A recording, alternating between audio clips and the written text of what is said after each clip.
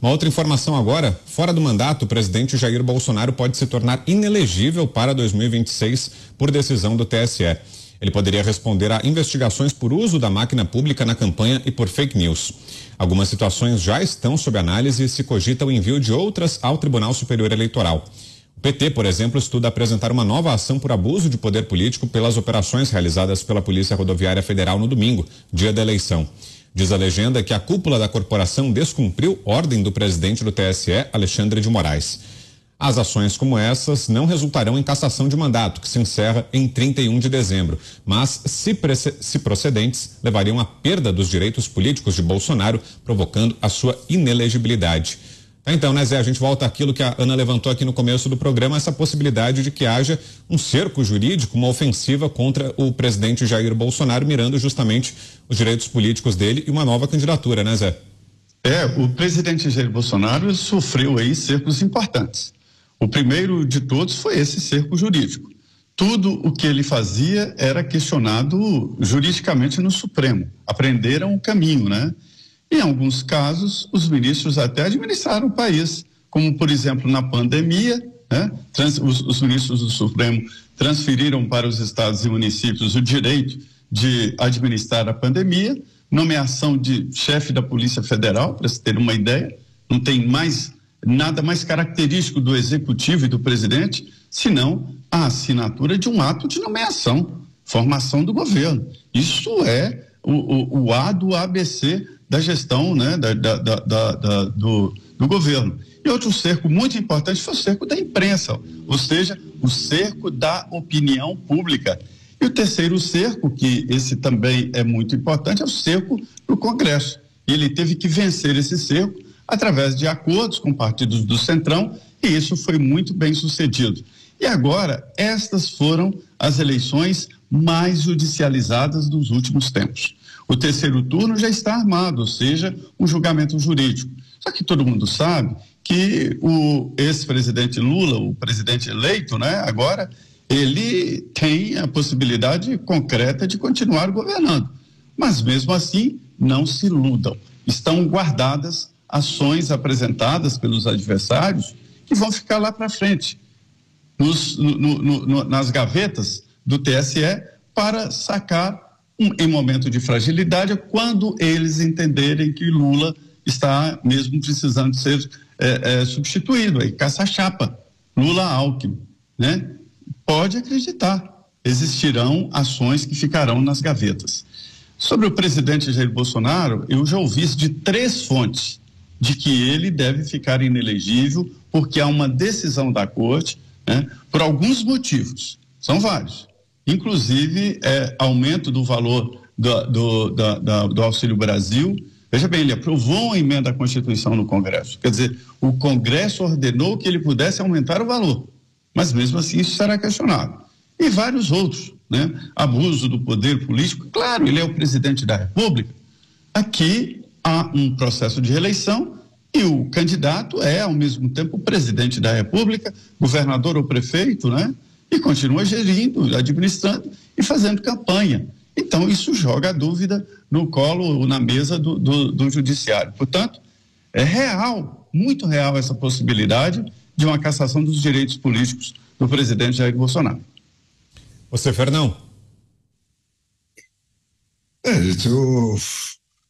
Eu venho dizendo já há alguns anos que o último decreto do Alexandre de Moraes vai ser proibir que o brasileiro vote em qualquer um que não seja o Lula, né? Aliás, o penúltimo, porque ele pretende, acho até, ser o sucessor do Lula, porque o Lula tem duração limitada, a lei de Deus eles ainda não conseguiram revogar, né? Ele já está com 77, se ele chegar no fim desse mandato, ele vai chegar com 81, e aí acabou, né? E o PT, hoje, não é nada. O PT é um bando de velhinho, de bandido, né, que vive em torno do Lula, e para eleger o Lula, ele não cria nenhuma outra liderança, porque o próprio Lula não deixa, o Lula não admite nada perto dele que lhe faça sombra, né? Então, ou é poste que ouve e obedece, ou não tem mais nada. Então o PT, que já é uma entidade do século XX, transposta para o terceiro milênio pelas falcatruas que o Supremo Tribunal armou aí nessa eleição, né? É mais um desses movimentos regressistas que a gente tem visto no mundo por aí, né? O Estado Islâmico, por exemplo, queria que o Islã voltasse para o califado do século VII, né? O Alexandre de Moraes já acha suficiente que a gente volte para aquela Europa das monarquias de antes da Revolução Democrática, lá do século XVII, por aí, né? Mas são 10 séculos de diferença, mas de qualquer jeito, você só consegue manter um país como o Brasil, que já está correndo no terceiro milênio, né, que tem uma economia e uma iniciativa privada com a força de toda iniciativa privada, né? Você só consegue fazer esse pessoal voltar para o século XX e permanecer lá à base de violência e de terror, né? Mas com essa força que o outro lado está mostrando agora, com o advento do Bolsonaro e tudo que cercou isso, fica mais difícil. Sigo com você, Paulo Figueiredo. Fica à vontade, Paulo, para falar sobre os atos dessa quarta, as manifestações que agora reúnem também cidadãos comuns, não só caminhoneiros. Também o destaque que a gente trouxe antes, essa possibilidade de que o TSE, Tribunal Superior Eleitoral, torne inelegível Jair Bolsonaro. Paulo. Vitor, o recado do povo foi dado hoje com maestria, tem sido dado essa semana e tem sido dado de forma agora cada vez mais inteligente, pacífica, como o povo vem agindo sempre, respeitando e seguindo o que o Bolsonaro falou, cumprindo nossa Constituição, sem usar as táticas da esquerda, muito oportuno. Em relação ao presidente Bolsonaro, gente, olha aqui, o único motivo pelo qual não caçaram a chapa do Bolsonaro já em 2018 é porque eles achavam que a candidatura dele era uma brincadeira, era uma piada, que não tinha a menor chance do Bolsonaro ganhar. Foi só por isso. Vocês lembram as pesquisas que mostravam que o Bolsonaro perdia para todo mundo no segundo turno? Quando viram que era sério, era tarde demais. Teve o episódio da facada, não dava para caçar um candidato que tomou uma facada. Vocês devem lembrar disso, história recente do Brasil, né? Essa história, as justificativas vão ser todas, se quiser. São justificativas. Fake news, abuso de poder político, como o Zé falou, CPI da Covid, né? O relatório da CPI da Covid, atos antidemocráticos, qualquer um, pega qualquer uma. Não tem a menor chance de deixarem Bolsonaro concorrer. Como é concorrer, pelo amor de Deus? Vocês olhem para a Bolívia, o que a esquerda fez quando voltou lá. Janine Áñez, presa. Ou de novo, vou ser repetitivo aqui, voltem para os Estados Unidos, né? Donald Trump sofreu um processo de impeachment, depois de sair do mandato. Você imagina como se agora resolvem fazer um impeachment do Bolsonaro em janeiro.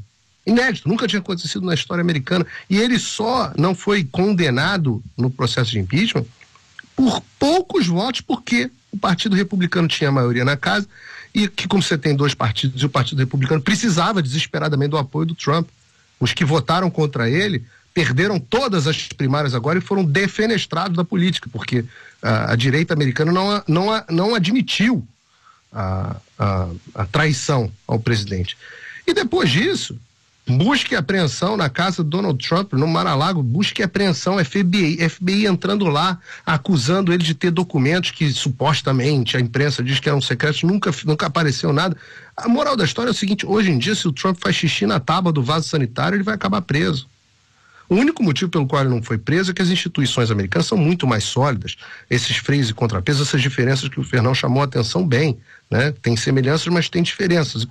A diferença é o que ele falou: o Brasil é um arremedo de democracia, né? O Brasil não tem. O Brasil agora é o Xandaquistão, o protetorado onde o Alexandre de Moraes, o ministro, determina o que acontece. Então não tem Estado Democrático de Direito, não tem instituições, não tem freios e contrapesos, não tem revisão de nada. O que determinou e ele já ameaçou, reparem, ele já ameaçou na semana passada, parece que tem muito tempo, eu estava aqui com vocês nos Pingos nos Is, comentando na semana passada a decisão do Alexandre de Moraes, que ao negar a revisão das irregularidades na veiculação de propaganda do PT no rádio e televisão, ainda remete a queixa aos atos das milícias digitais, que ele é o xerife.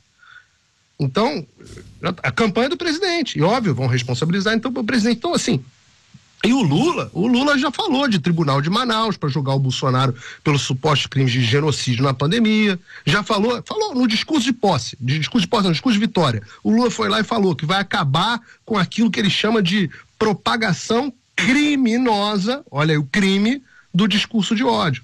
E vão em cima do presidente, vão em cima de todos eles, vão em cima dos filhos, dos aliados, dos apoiadores mais influentes. Como o Zé falou, o judiciário fica deixando aquelas ações ali, que não andam, ficam ali na gaveta. Parecem a espada de Damocles, que ficam presas com um fio de cabelo. Qualquer coisinha que, se você ameaçar se mexer, eles vão lá e a espada corta a sua cabeça. Então, nós corremos o risco de viver o Xandaquistão é um país que, eu acho que eu ainda posso dizer que aconteceu, né? Assim, o presidente eleito atual, eu não vou dizer que, deixa eu pensar como é que eu vou dizer isso de uma forma permitida pela lei.